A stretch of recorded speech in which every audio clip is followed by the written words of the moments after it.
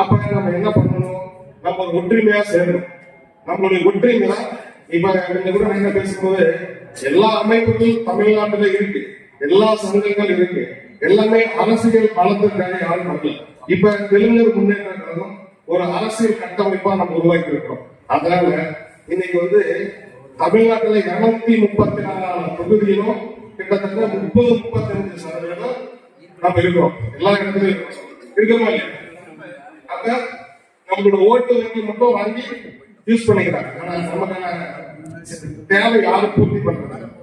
எந்த ஒரு காவல் நிலையத்துக்கு போனாலும் நம்மளுக்கு மதிப்பு இல்லை, ஏதாவது நீதிமன்றத்துக்கு போனாலும் நம்மளுக்கு மதிப்பு இல்லை, ஏதாவது படிக்கணும் ஒரு இடத்துக்கு போனாலும் மதிப்பு இல்லை, எந்த ஒரு வேலைப்பாடுகளுக்கு போனாலுமே மதிப்பு கிடையாது.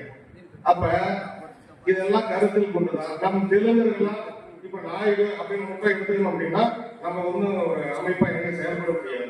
இன்னைக்கு அருள்லேருந்து மேல ஐயர் வரைக்கும் தெலுங்கு பேசக்கூடிய இருக்காங்க இல்லையா? இருக்காங்க. அது வரைக்கும் நம்ம இதுல நான் பெரியவன் நீ பெரியவன் அப்படிங்கிற எந்த